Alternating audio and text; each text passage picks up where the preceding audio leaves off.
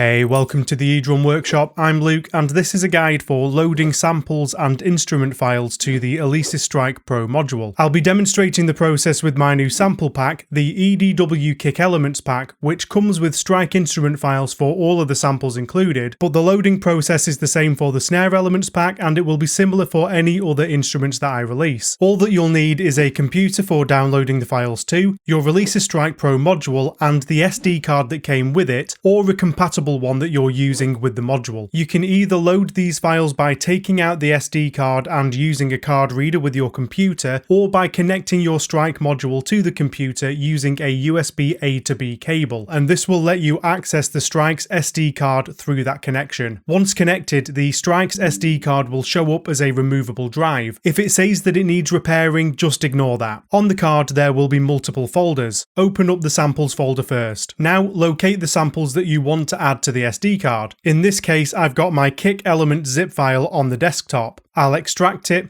open the folder, and inside there's a subfolder called eDW Kick Elements. This is where the samples are kept inside further subfolders. Copy this entire folder over to the samples folder of the Strike SD card. Once they've copied, go back on the SD card and open up the instruments folder. Next, we need the instrument files that are associated with these samples. Bring the downloaded files back up and open the folder named Alesis Strike Instrument Files. Inside this folder is another subfolder called Kick Elements. Copy this subfolder into the Instruments folder on the Strike SD card. It's important that these are the exact file paths. The instrument files won't work on the Strike if these aren't in the correct locations. Once you're happy that they're in the right place, you can disconnect your SD card and place it back in your module, or disconnect the Strike module from the computer.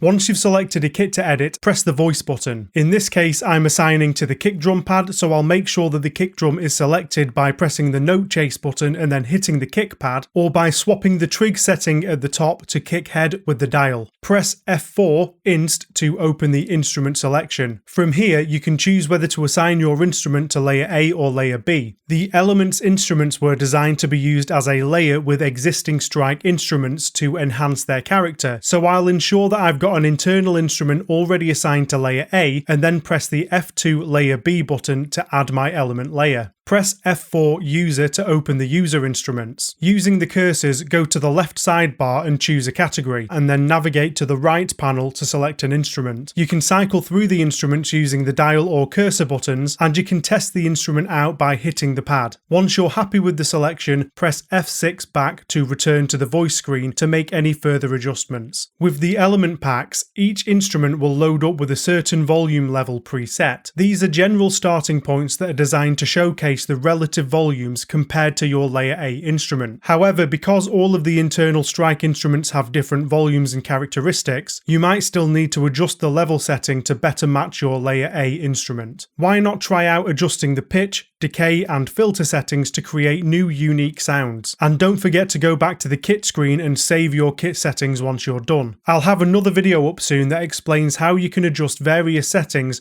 along with the velocity modifiers to create more dynamic instruments. I'll link to that video in the description and from the Strike product pages on my store at theedrumworkshop.com once it's up.